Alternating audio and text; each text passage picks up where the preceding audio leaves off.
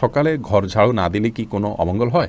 সকালবেলা নাকি পুরুষরা ঘুম থেকে ওঠার আগেই ঘর ঝাড়ু দিতে হয়। টয়লেটে যাওয়ার সময় মাথায় ঘোমটা দেওয়া কি আবশ্যক? আহাদনামা পড়া যাবে কিনা? পিরিয়ড অবস্থায় মৃত ব্যক্তির কাছে যাওয়া যাবে কিনা? ঋণ পরিশোধের জন্য কিছু একটা আমল বলুন। জিকির ও ছোট ছোট দোয়া পাঠ করার সময় কি টেনে টেনে পড়তে হবে? অবাধ্য সন্তানকে বাধ্য করার কোনো উপায় আছে কি? নামাজ সূরা ফাতিহার পর আরেকটা সূরা পড়ার আগে বিসমিল্লাহ পড়া কি আবশ্যক? মানুষ মারা গেলে মাইকিং করা জায়েজ আছে কিনা? বাথটাবে গোসল করতে প্রয়োজন থেকে অতিরিক্ত পানি খরচ হয়, এটা গোসল করলে কি পানি অপচয়ের গুনাহ হবে? তাহাজ্জুদ নামাজ কি ঘর অন্ধকার করে পড়তে হবে? এর কোনো ভিত্তি আছে কি? মহিলাদের সিজদা দেওয়ার নিয়মটা বলুন, আর সিজদা দেওয়ার সময় পেট উরুর সাথে লেগে থাকলে কি নামাজ হবে কিনা? অসুস্থতার কারণে কেউ অযাচিত লোম 40 দিনের মধ্যে পরিষ্কার করতে অক্ষম হলে কি নামাজ আদায় হবে? মুখের তিল বা আঁচিল উঠানো কি হারাম? মৃত ব্যক্তির জন্য হাফেজ ডেকে কোরআন খতমা মিলাদ দিলে মৃত ব্যক্তির কোনো লাভ হবে? কোরআন ধরে ওয়াদা করার পর সে ওয়াদা ভঙ্গ করলে কি পরিণতি হতে পারে? ফজর নামাজের আজানে আসসালাতু খায়রুম মিনান নাওম বলার সময় আমরা উত্তরে কি পড়ব? আমাদের দেশে সচরাচর দেখা যায় মৃত ব্যক্তিকে গোসল দেওয়ার পর গোসল দেওয়ার স্থানে 41 দিন পর্যন্ত কাউকে যেতে মানা করা হয়। সেখানে সন্ধ্যাবেলা 41 দিন পর্যন্ত আগরবাতি বা মোমবাতি জ্বালানো হয়। এটা কি শরীয়ত সম্মত? গর্ভবতী মেয়েরা যদি ব্যাক পেনের কারণে বসে নামাজ আদায় করেন তাহলে কি সঠিক হবে? দুশ্চিন্তা থেকে মুক্তির উপায় কি? প্রতিবন্ধী শিশুরা কি বাবা মায়ের পাপের ফসল? ওযু করার পর প্রাইভেট অর্গানে হাত স্পর্শ করলে কি ওযু ভেঙে যাবে? মৃত ব্যক্তির গোসল দিয়ে টাকা নেওয়া জায়েজ আছে কিনা? মন থেকে হিংসা দূর করার উপায় কি? অনেক সময় হাজব্যান্ডকে রাগ করে গজব দিয়ে ফেলি, পরে আফসোস লাগে, এতে কি গজব হাজব্যান্ডের উপরে পড়বে? টিভিতে নাটক শিরকের দৃশ্য দেখলে শিরকের গুনাহ হবে কিনা? যেসব নারীর সন্তান প্রসবের 40 দিনের পরেও রক্ত প্রবাহ বন্ধ না হয় তারা কিভাবে বাদবন্দি করবেন? আমরা আর বিলম্ব না করে চলুন আপনাদের গুরুত্বপূর্ণ প্রশ্নগুলোর উত্তর দেওয়ার আলোকিত ভুবনে প্রবেশ করি। বেলাল, আপনি জানতে চেয়েছেন যেসব নারীর সন্তান প্রসবের 40 দিনের পরেও রক্ত প্রবাহ বন্ধ না হয় তারা কিভাবে বাদবন্দি করবেন? 40 দিন পার হওয়ার পরেও যদি রক্ত প্রবাহ বন্ধ না হয়, নেফাস বন্ধ না হয়, তাহলে সেক্ষেত্রে তারা সম্পূর্ণ স্বাভাবিকভাবে সকলে বাদবন্দিকে সম্পাদন করতে পারবেন। সেখানে কোনো আজকাল তো অনেক কিছু ব্যবস্থা রয়েছে যাতে করে ব্লাড যেখানে সেখানে না পড়ে, সে ব্যবস্থাপনা গ্রহণ করার পর তিনি এবাদতবন্দিকে স্বাভাবিক করতে পারবেন। 40 দিনের পরে আর তার ব্লিডিং হলেও তাকে নেফাসে আক্রান্ত বা আপনার এটাকে আপনার প্রসব পরবর্তী যে ব্লিডিং বলা হয়ে থাকে সেটির মধ্যে গণ্য করা হবে না। রহিমা চম্পা জানতে চেয়েছেন টিভিতে নাটক শিরকের দৃশ্য দেখলে শিরকের গুনাহ হবে কি না? শিরকের দৃশ্য দেখানো হলে সেটি আমরা যদি দেখতে থাকি আমাদের কাছে বিষয়টা সহজাত এবং স্বাভাবিক হয়ে যেতে পারে। এই জায়গা থেকে এগুলো দেখা থেকে আমাদের বিরত থাকা উচিত। হ্যাঁ, শুধু নিছক ধারণার জন্য যে কীভাবে শিরক হয়ে থাকে আপনি জানলেন এবং সেটা ভয়াবহতা সম্পর্কে আঁচ করলেন যে মানুষ কীভাবে তারই নিজের হাতে করা সৃষ্টিকে কীভাবে পূজা করছে, আপনি জাস্ট ধারণা নেওয়ার জন্য দেখলে সেটি গুনাহের কারণ হবে না। কিন্তু এইভাবে অহরহ যদি আপনি দেখতে থাকেন, বিশেষ করে নাটক সিনেমাতে, আপনার হিন্দি ফিল্ম ইত্যাদিতে যদি অনবরত এগুলো প্রদর্শন করা হয়, যেহেতু হিন্দুরা এগুলো করে থাকেন তাদের সামাজিক কালচার অংশ হিসাবে, সেগুলো দেখতে দেখতে আমাদের কাছে সহনীয় হয়ে যেতে পারে। সেজন্য এগুলো দেখা ওইভাবে অ্যাভয়েড করা উচিত। মোহাম্মদ মিজানুর রহমান জানতে চেয়েছেন, আপনি একটা আলোচনায় বলেছেন রাগের মাথায় তালাক বললেও তালাক কার্যকর হয়ে যায়। এটা দেখে আমার স্ত্রী আমাকে তালাক দিয়েছে। আপনার কথার কোরআন হাদিসের আলোকে ব্যাখ্যা চাই। নবী করিম সাল্লাল্লাহু আলাইহি ওয়াসাল্লাম বলেছেন, সালাতুন জিদ্দুহুন্না জিদ্দুন ওয়া হাজলুহুন্না জিদ্দুন, তিনটি কাজ মানুষ সিরিয়াসলি করলে যা হয়, দুষ্টুমি করে করলেও তা হয়, এগুলো ঘটে যায়। তার মধ্যে থেকে একটি হলো তালাক। অতএব তালাকের এই বিষয়টি খুবই সিরিয়াস, এটা স্পর্শকাতর। বিধায় রাগের মাথা তালাক দিলেও তালাক হবে। কিন্তু রাগ যদি কারোর এরকম হয় যে রাগের কারণে কী বলেছেন তিনি নিজেও জানেন না, এত বেশি রাগ হয়ে গেছে, তাহলে সেক্ষেত্রে সেটি তালাক পতিত হবে না। তবে আপনার স্ত্রী আপনাকে তালাক দিয়েছেন, স্ত্রী যদি বলেন এইভাবে যে আমি তোমাকে তালাক দিলাম, এভাবে বললে তালাক হবে না। এবং স্ত্রীর অর্পিত তালাকের যে পাওয়ার আছে সেটা তিনি কখন খাটাতে পারেন, কিভাবে সেটা প্রয়োগ করতে পারেন, এগুলো আলোচনা সাপেক্ষ বিষয়। এজন্য এই নির্দিষ্ট বিষয়ে কোনো দক্ষ আলিমের সাথে আপনি দেখা করে কোনো দারুল ইফতাতে গিয়ে আপনি আপনার বিষয়টি ফতোয়া নেবেন ইনশাআল্লাহ। এরপরে উম্মে সালমা রিহা, আপনি ইউটিউব চ্যানেলে প্রশ্ন করেছেন, অনেক সময় হাজব্যান্ডকে রাগ করে গজব দিয়ে ফেলি, পরে আফসোস লাগে, এতে কি গজব হাজব্যান্ডের উপরে পড়বে? না বোন, এর কারণে হাজব্যান্ডের উপর গজব পড়বে না। কোরআন কারীমের একটি আয়াত থেকে স্পষ্ট বোঝা যায় যে রাগের মাথায় যখন মানুষ এই ধরনের বদদোয়া দিয়ে ফেলে, আল্লাহ রাব্বুল আলামিন সেগুলোকে বাস্তবায়ন করেন না। এবং তবে এটি একটা অন্যায় কাজ। মুমিন কখনো মানে কথায় কথা অভিসম্পাতকারী হতে পারে না। নবী করিম সাল্লাল্লাহু আলাইহি ওয়াসাল্লাম বলেছেন, ঈমানদার কখনো লাআন হয় না, লাআনত করবে, অভিসম্পাত করবে, বদদোয়া করবে কথায় কথা, এটি ঈমানদারের চরিত্র নয়। অতএব সবর এবং ধৈর্যের পরাকাষ্ঠা প্রদর্শন করতে হবে ভালো ঈমানদার হওয়ার জন্য। এরপরে মনিরা মনি জানতে চেয়েছেন মন থেকে হিংসা দূর করার উপায় কি। কারোর প্রতি যদি হিংসা হয় তার জন্য বেশি বেশি দোয়া করবেন, তাকে বিশেষ উপঢৌকন দিবেন, হাদিয়া দিবেন, তার কল্যাণ চেয়ে আল্লাহর কাছে আরও বেশি দোয়া কামনা করবেন, দোয়া করবেন। এগুলোর মাধ্যমে ইনশাআল্লাহ মন থেকে আপনার হিংসা দূর হবে। এগুলো শুধু পরামর্শ, কোরআন হাদিস থেকে বাতানো কোনো আমল নয়। সেই সাথে আপনার অন্তরকে পরিচ্ছন্ন করবার জন্য আল্লাহ তাআলার কাছে দোয়া করবেন।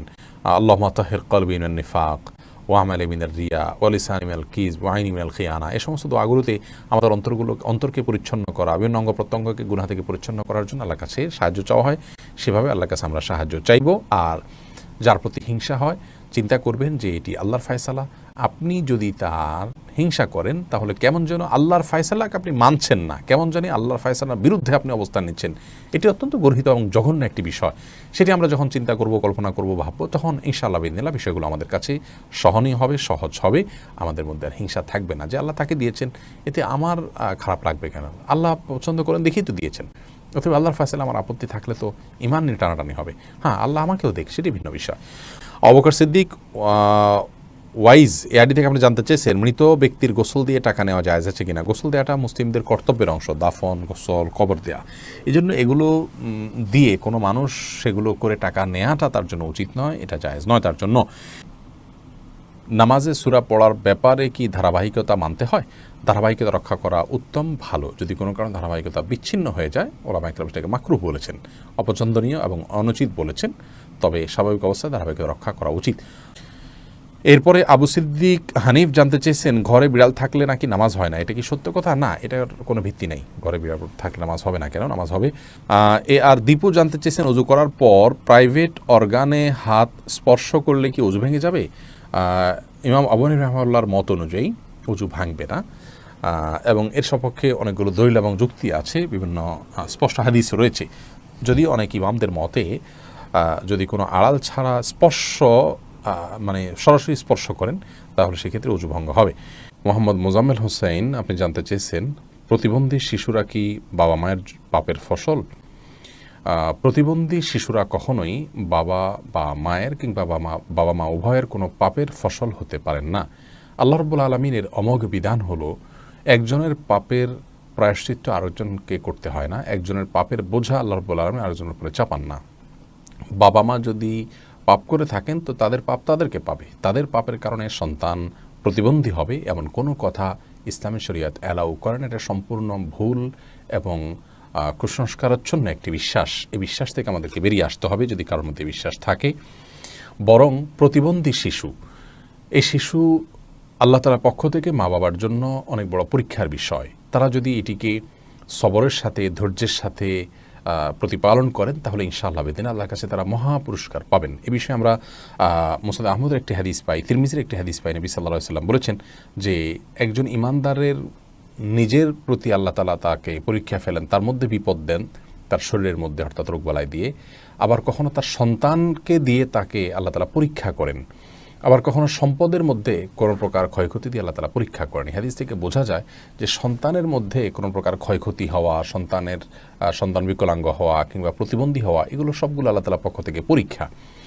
আর এই পরীক্ষায় যদি কেউ সবর করতে পারেন এবং আল্লাহ তাআলার এই পরীক্ষায় উত্তীর্ণ হওয়ার চেষ্টা করেন, আল্লাহর সিদ্ধান্তকে মেনে নেন এবং এই কষ্টকে সহ্য করেন আল্লাহ তাআলার ফয়সালার প্রতি সন্তুষ্টির কারণে, তাহলে আল্লাহ রাব্বুল আলামিনের সাথে এই ব্যক্তি সাক্ষাৎ করবে কিয়ামতের ময়দানে এমত অবস্থায় যে তার কোনো গুনাহ থাকবে না। হাদিসটি তিরমিজিতে বর্ণিত হয়েছে।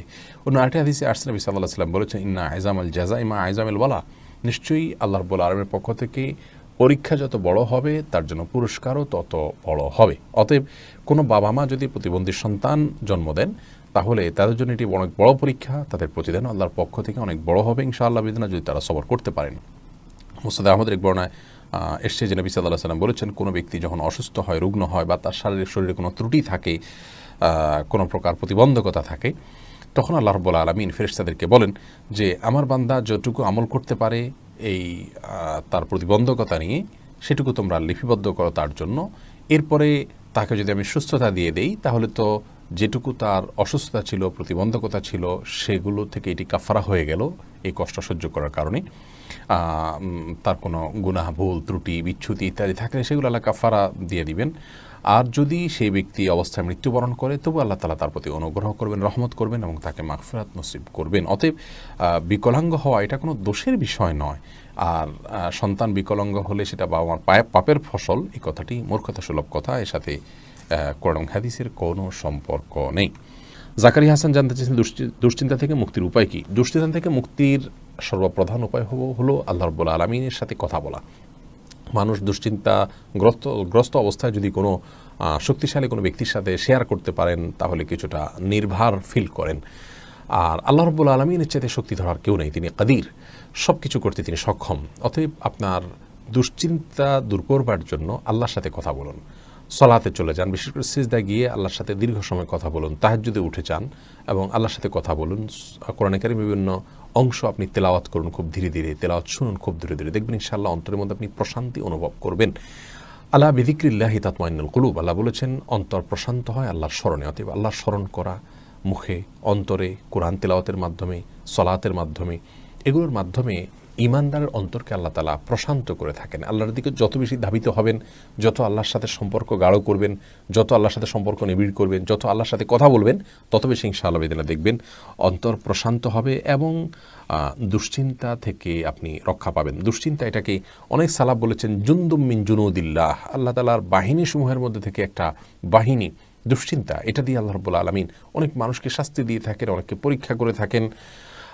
অতএব এইরকম পরিস্থিতিতে আল্লাহর কাছেই রুজু হওয়া, এটাই হলো সবচেয়ে বড় উপায়। অতএব ভরসা আল্লাহ তাআলার প্রতি করা এবং আল্লাহর দিকে রুজু হওয়া, আল্লাহর দিকে ধাবিত হওয়া, এটা হলো দুশ্চিন্তা দূরের সবচেয়ে বড় উপায়। যে ব্যক্তি আল্লাহর প্রতি তাওয়াক্কুল করবেন তাকে খুব বেশি দুশ্চিন্তা গ্রাস করার কথা নয়। আল্লাহর উপর ভরসা করবে ঈমানদার, যে ইনশাআল্লাহ আমার অভিভাবক আল্লাহ তাআলা, তিনি দেখছেন, তিনি দেখবেন। এটি যখন করবেন ইনশাআল্লাহ আপনার মধ্যে আস্থার জায়গাটা তৈরি হবে। যদি কোনো মানুষ তার তাওহীদ খুব মজবুত থাকে, আল্লাহর প্রতি আস্থা এবং ভরসা তার খুব মজবুত থাকে, তিনি জানেন যে আল্লাহ ছাড়া কেউ ক্ষতি করার কোনো ক্ষমতা রাখেন না, আর আল্লাহ যা লিখেছেন তা খণ্ডাবার করার ক্ষমতা নেই, এই বিশ্বাস যদি কারো মজবুত থাকে তাহলে কোনো পেরেশানিতে তিনি খুব বেশি ভেঙে পড়ার কথা নয়। যার ঈমান যত মজবুত তিনি তত পেরেশানিতে শক্ত থাকতে পারেন। আল্লাহ তাআলা আমাদেরকে সহজ করুন এবং সহায় করুন। আশরাফুল হক শুভ, আপনি জানতে চেয়েছেন আমাদের দেশে সচরাচর দেখা যায় মৃত ব্যক্তিকে গোসল দেওয়ার পর গোসল দেওয়ার স্থানে 41 দিন পর্যন্ত কাউকে যেতে মানা করা হয়, সেখানে সন্ধ্যাবেলা 41 দিন পর্যন্ত আগরবাতি বা মোমবাতি জ্বালানো হয়, এটা কি শরীয়ত সম্মত? কোনো জায়গায় মৃত ব্যক্তিকে গোসল দেওয়া হলে সেখানে এই প্রথাটি আমাদের সমাজে অনেক ক্ষেত্রেই প্রচলিত আছে যে আগরবাতি বা মোমবাতি ইত্যাদি সেখানে আপনার জ্বালানো হয় এবং সন্ধ্যাবেলা 41 দিন পর্যন্ত এই কাজটি করা হয়। কেউ সেখানে যেতে চাইলে নিষেধ করা হয়। এটি সম্পূর্ণ কুসংস্কার এবং এ ধরনের বিশ্বাসগুলো শিরকি বিশ্বাস, কুসংস্কারচ্ছন্ন বিশ্বাস। এর বেশিরভাগই এসছে হিন্দু সমাজ থেকে। একজন মুসলমানের এই সমস্ত কুসংস্কারকে বর্জন করা উচিত। যেখানে গোসল দেওয়া হবে সে জায়গার বিশেষ কোনো বিধান নাই, সেটা অন্য 10টা জায়গার মতোই একটি জায়গা। মাহমুদুল হাসান ভূঁইয়া, আপনি জানতে চেয়েছেন ফজর নামাজের আজানে আসসালাতু খায়রুম মিনান নাওম বলার সময় আমরা উত্তরে কি পড়ব?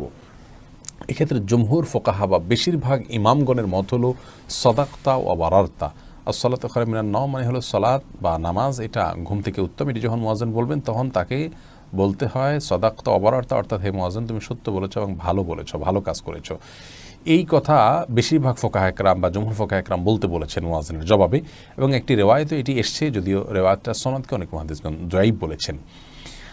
আর এই কারণে অন্য একদল উলামা একরাম বলেন যে আসসালাতু খায়রুম মিনান নাওম যখন বলবো আমরা, মুয়াজ্জিন যখন আসসালাতু খায়রুম মিনান নাওম বলবে আমরাও আসসালাতু খায়রুম মিনান নাওম বলবো। এর কারণ হলো যে আসসালাতু খায়রুম মিনান নাওম এই বাক্যটি মুয়াজ্জিনের বাক্য, আর এক্ষেত্রে নবী আলাইহিস সালামের সাধারণ যে নির্দেশনা বুখারী মুসলিমে আসছে যে ফাকুলু মিসলা মা ইয়াকুল ইযা সামি'তুমুন নিদা, যখন তোমরা মুয়াজ্জিনের আযান শুনবে ফাকুলু মিসলা মা ইয়াকুল মুয়াজ্জিন, তখন মুয়াজ্জিন যা বলবে হুবহু তোমরা তা বলো। শুধুমাত্র হাইয়া আলাস সালাহ হাইয়া আল ফালাহর মধ্যে নবী আলাইহিস সালাম ওই হাদিসে লা হাওলা ওয়া কুওয়াতা ইল্লা বিল্লাহ বলতে বলেছেন। অতএব দুইটা বাদে বাকি সবগুলোতেই ওই হাদিসের সাধারণ যে নির্দেশনা সেটা অনুযায়ী আসসালাতু খায়রুম মিনান নাওম শুনলে আসসালাতু খায়রুম মিনান নাওম অর্থাৎ হুবহু এটা অনুকরণ করার নির্দেশনা দিয়ে থাকেন। এসেছে রুবেল, আপনি জানতে চেয়েছেন আইডি থেকে নামাজে দাঁড়ানোর পর নাকি ডান পায়ের বুড়ো আঙ্গুল নাড়ানো যায় না, এটা কি সত্য? না, এরকম কোনো কথা আমাদের জানা নেই, প্রয়োজন হলে জানা যেতে পারে। তানজিনা বেগম জানতেছেন কোরআন ধরে ওয়াদা করার পর সে ওয়াদা ভঙ্গ করলে কি পরিণতি হতে পারে? কোরআন ধরে ওয়াদা করা এটা ওয়াদা করার পদ্ধতি নয়, ওয়াদা এমনিই হবে। আল্লাহর নামে শপথ করতে চাইলে মুখে বলবেন আল্লাহর নামে আমি শপথ করছি, এটা হলো শপথের সঠিক পদ্ধতি। তানজিমা খানম জানতে চেয়েছেন আহাদনামা পড়া যাবে কিনা। আহাদনামা নামে যেটি প্রচলিত আছে আমাদের বিভিন্ন ওজিফার বই গ্রন্থগুলোতে বইতে আমরা পাই, এই আহাদনামা পড়ার কোনো নির্দেশনা কোরআন সুন্নাহ আমাদেরকে দেয়নি। আমাদেরকে ইবাদতবন্দি করতে হবে সুন্নাহ অনুসারে, নবী আলাইহিস সালামের বাতানো পদ্ধতি অনুসারে আল্লাহ তাআলা তাকে মডেল দিয়েছেন, তাকে ফলো করতে হবে। এর বাইরে মনগড়া কোনো কিছুকে ইবাদত হিসাবে আমাদের করা উচিত নয়। তৌফিকুল ইসলাম জানতে চেয়েছেন বাথটাবে গোসল করতে প্রয়োজন থেকে অতিরিক্ত পানি খরচ হয়, এটা গোসল করলে কি পানি অপচয়ের গুনাহ হবে? অপচয়ের বিষয়টি আসলে ভ্যারি করে ব্যক্তির বা কোনো সমাজের লাইফস্টাইলের উপরে। আমরা আজকাল গোসলে যে পানিটা ব্যবহার করি, এমনিতে আপনার টেপে যে গোসল করি অথবা শাওয়ারে যে গোসল করি, সেটাও কিন্তু নবী রাসূলুল্লাহ সাল্লাল্লাহু আলাইহি ওয়াসাল্লাম বা সাহাবায়ে কেরাম যে গোসলে পানি ব্যবহার করতেন তার তুলনায় বহুগুণ বেশি। সেদিক থেকে তাকালে এটাকেও অপচয় বলতে হয়। মূলত যেহেতু আমাদের এখন লাইফস্টাইলটা এই রকম যে আমরা আপনার এভাবে গোসল করি বা এই সিস্টেম আমাদের সমাজে রয়েছে, তো এর মধ্যে থেকে যতটুকু সম্ভব আমাদেরকে অপব্যয় বা অপচয় করার থেকে বেঁচে থাকার চেষ্টা করতে হবে। ধরুন আপনি বাথটাবে গোসলের জন্য যতটুকু পানি লাগে ততটুকু পানি ব্যবহার করলেন, এরপরেও প্রয়োজনে অপ্রয়োজনে আপনি টিপ ছেড়ে দিয়ে রাখলেন, সেটা অপচয় হবে। কিন্তু যতটুকু আপনার প্রয়োজন হবে ততটুকু ব্যবহার করলে ইনশাআল্লাহ বিদিল্লাহ অপচয়ের গুনাহ হবে না। এনামুল হক ইনাম জানতে চেয়েছেন টাক মাথায় উপরে চুল লাগানো জায়েজ আছে কিনা। টাক ঢেকে আপনার চুল আছে এটি প্রকাশ করা, এটা এক ধরনের আপনার প্রতারণা বলা যেতে পারে, এটি করা অনুচিত এবং একজন ইমানদারের এটি আদর্শ নয় যে আমার যা নাই সেটা আমি মানুষের সামনে প্রকাশ করলাম। মোশাররফ এসকে আপনি যদি অন্য কোনো কারণ থাকে, আপনি রোদে থাকতে হয়, সেখানে আপনি অসুস্থ বোধ করেন, তাহলে আপনি মাথায় কোনো কিছু দিয়ে রাখবেন, কিন্তু আপনার চুল নেই কিন্তু আপনি চুল আছে সেটি প্রকাশ করছেন, এটি অনুচিত এবং একজন ইমানদারের জন্য শোভনীয় কোনো কাজ নয়। মোশাররফ এসকে জানতেছেন শোনা যায় যে মুছে লেগে যাওয়া কোনো খাবার খাওয়া হারাম, এটা কি সত্য? না, এটা সত্য না। মুছে যদি খাবার লেগে যায় সেটা হারাম হয়ে যায় এমন না, তবে এটি অস্বাস্থ্যকর, অনুচিত কাজ, অবশ্যই অনুত্তম কাজ। লিজা সামিনা ইয়াডি থেকে আপনি জানতে চেয়েছেন রাতের বেলা আয়না দেখা অনেক অমঙ্গলজনক মনে করে, কিছু বলুন। রাতের বেলায় আয়না দেখাকে অমঙ্গলজনক মনে করাটা সম্পূর্ণ কুসংস্কার, ইসলামী শরিয়ার সাথে এর কোনো সম্পর্ক নেই। রাতের বেলায় আমরা আয়না দেখলে এর পেছনে কোনো অমঙ্গল নাই, আপনি রাতে দিনে যে কোনো সময় আয়না দেখতে পারেন। সোনিয়া আক্তার জানতেছেন জিকির ও ছোট ছোট দোয়া পাঠ করার সময় কি টেনে টেনে পড়তে হবে? কোরআনে কারিমের সময় যেরকম মদ এবং গুন্নাহ লক্ষ্য করে পড়তে হয়, দোয়া দরুদ যখন আমরা পাঠ করব তখন আমাদেরকে ঠিক একইভাবে মদ বা গুন্নাহ করে পড়তে হবে, এমন কোনো বাধ্যবাধকতা নেই। বরং তখন আমরা স্বাভাবিক যে আরবি অক্ষর উচ্চারণের নিয়ম আছে সেগুলো ফলো করে যদি করে যাই এবং মদগুলোকে সেভাবে আমরা না টানি, তাতেও ইনশাআল্লাহ বিদিনিল্লাহ জিকির বা দোয়া পাঠ করা বিশুদ্ধ হয়ে যাবে। এমনি সালাহুদ্দিন জানতে চেয়েছে নামাজরত অবস্থায় প্রসাবের ফোঁটা বের হলে কি করণীয়?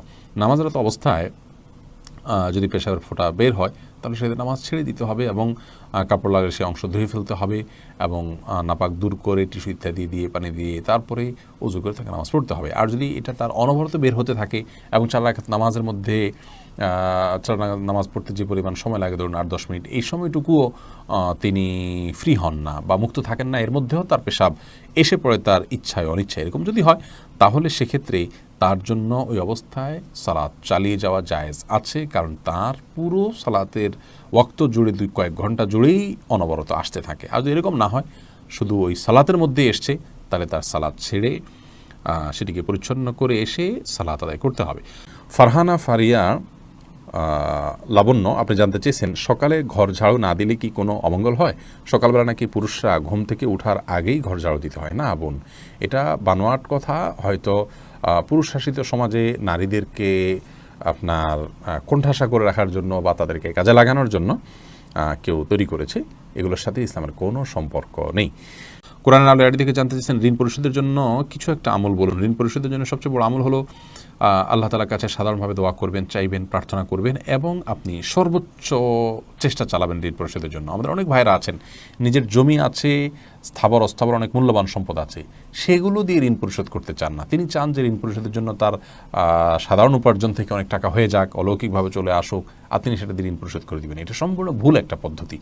আপনার ঋণ পরিশোধ করাটা আপনার জন্য ফরজ, এটা বান্দার হক। অতএব আপনার জমি থাকলে, সম্পদ থাকলে এগুলো বিক্রি করে আপনি ঋণ পরিশোধ করবেন। এবং সেগুলো বিক্রি করার অপশন থাকলে বিক্রি করবেন।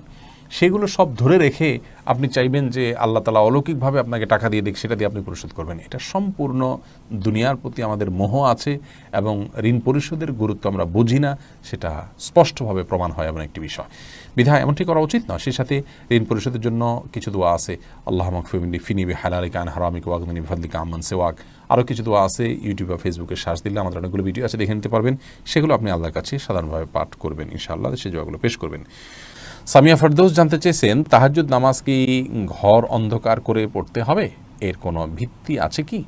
তাহাজ্জুদের নামাজ এটা আমরা ঘর অন্ধকার করে লাইট বন্ধ করে পড়তে হবে, এর কোনো ভিত্তি নেই। বরং সেটা আপনার যেভাবে সেভাবে আদায় করতে পারেন। আপনার মনোযোগের জন্য আপনি যদি আলো আধার করে নিতে পারেন, ডিম আলো করে নিতে চান, তো সেটি করতে পারেন, কোনো অসুবিধা নেই। তবে অন্ধকারেই পড়তে হবে এমন কোনো বাধ্যবাধকতা বা নিয়ম নেই।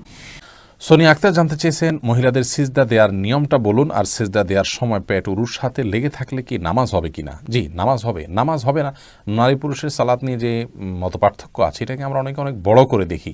বিষয়টা এরকম বড় কিছু না। আপনার এখানে যারাই ইখতিলাফ করে থাকেন, জাস্ট এখানে পদ্ধতির উত্তম অনুত্তমার বিষয়টা, নামাজ হওয়া না হওয়ার কোনো ইখতিলাফ এখানে নেই। লামিয়া রহমান মোমো জানতে চেয়েছেন, মুখের তিল বা আঁচিল উঠানো কি হারাম? মুখের যে তিল বা আঁচিল আছে এটা যদি দৃষ্টিকটু হয় এবং আমাদের জন্য নানান দিক থেকে ত্রুটিপূর্ণ হয় তাহলে সেটা তোলা যেতে পারে। তবে আপনার আজকাল এই যে সূক্ষ্মভাবে লোমগুলো তোলা এবং এই জাতীয় অনেকগুলো কাজ আছে, যে কাজগুলো আপনার শোভাবর্ধনের নামে আমরা করে থাকি, সেগুলো করা যাবে না। সাদিক জানতে চেয়েছেন, মানুষ মারা গেলে মাইকিং করা জায়েজ আছে কিনা? মানুষ মারা গেলে তার মৃত্যুর সংবাদটা শুধু প্রিয়জনদের জানানো হলো যে তিনি মারা গেলেন, এটুকু মানুষকে জানানোতে দোষের কোনো কিছু নেই। তবে এটা নিয়ে দীর্ঘ আলোচনা আছে, এটা নিয়ে আমরা ইনশাআল্লাহ দিনে কথা বলবো ভিন্ন কোনো ভিডিওতে। মোহাম্মদ মুস্তাকিম জানতেছেন, ব্যাংকে চাকরি করা কি হারাম? ব্যাংক যদি সুদি হয় তাহলে সেখানে সুদের সাথে সরাসরি সম্পর্ক থাকলে সে চাকরি করা তো অবশ্যই হারাম হবে। খন্দকার ফয়সাল ইসলাম লিমন জানতে চেয়েছেন, গর্ভবতী মেয়েরা যদি ব্যাক পেইনের কারণে বসে নামাজ আদায় করেন তাহলে কি সঠিক হবে? জি, দাঁড়া যদি স্বাভাবিক নামাজ পড়তে গেলে ব্যাক পেইন হয় তাহলে সেটা এবং সেটা অসহনীয় হয়, কষ্টকর হয়, রিস্কি হয়, তার জন্য পড়ে যাওয়ার আশঙ্কা থাকে, তাহলে তিনি ইনশাআল্লাহ বসে সালাত আদায় করতে পারবেন। যদি দাঁড়াতে পারেন তাহলে দাঁড়ানোর অংশটুকু দাঁড়ায় সালাত আদায় করবেন। এরপর রুকু সিজদা করাটা তার জন্য কষ্টকর হলে পরে বাকি অংশটা চেয়ারে বসে সালাত আদায় করবেন। আর যদি এটুকুও কষ্টকর হয় তাহলে পুরোটুকুই বসে সালাত আদায় করতে পারেন। আয়েশা সিদ্দিকা জানতেছেন, ফেসবুকে মৃত ব্যক্তির ছবি দেয়া বারবার কতটুকু শরীয়ত সম্মত? বিনা প্রয়োজনে এটা না করাই উচিত, তবে এটাকে হারাম আমরা বলতে পারবো না সরাসরি। রাকিব হাসান জানতেছেন, অসুস্থতার কারণে কেউ অযাচিত লোম 40 দিনের মধ্যে পরিষ্কার করতে অক্ষম হলে কি নামাজ আদায় হবে? অসুস্থতার কারণে বা কোনো ওজোর কারণে যদি হয়ে থাকে আদায় হয়ে যাবে ইনশাআল্লাহ বিদিনিল্লাহ। আসমাউল হোসনা ফেনু জানতে চেয়েছেন, পিরিয়ড অবস্থায় মৃত ব্যক্তির কাছে যাওয়া যাবে কিনা? যাওয়া যাবে, এতে কোনো অসুবিধা নেই। কাকুলি শেখ জানতেছেন, সাহসিদ্দাতে কি সেজদার তাসবিহ পড়বো? জি, অবশ্যই আপনি সিজদার তাসবিহ পড়বেন। রোশনার খাতুন জানতে চেয়েছেন, মৃত ব্যক্তির জন্য হাফেজ ডেকে কোরআন খতম মিলাদ দিলে মৃত ব্যক্তির কোনো লাভ হবে? মৃত ব্যক্তির জন্য হাফেজ ডেকে কোরআন খতম পড়া, মিলাদ পড়া কোনো শিক্ষা ইসলাম দেয়নি। এটি সম্পূর্ণ আমাদের দেশীয় সংস্কৃতি বা আঞ্চলিক সংস্কৃতি বা আমাদের বানানো সংস্কৃতি। মৃত ব্যক্তি নিজে তেলাওয়াত করলে তার সব তিনি পাবেন, আমরা তেলাওয়াত করলে তার তেলাওয়াত করে তার সব তার জন্য পৌঁছাতে চাইলে সেটি আমার মতো জায়েজ আছে। কিন্তু হাফেজ বা হুজুরদেরকে ডেকে এনে তেলাওয়াত করানো এবং তার জন্য পেমেন্ট করা, যেটা আমাদের দেশে প্রচলিত আছে, এটি ইসলাম শরীয়তের দৃষ্টিকোণ থেকে জায়েজ কাজ নয়। যেটি করছেন এবং যিনি করাচ্ছেন সবাই গুনাহগার হবেন।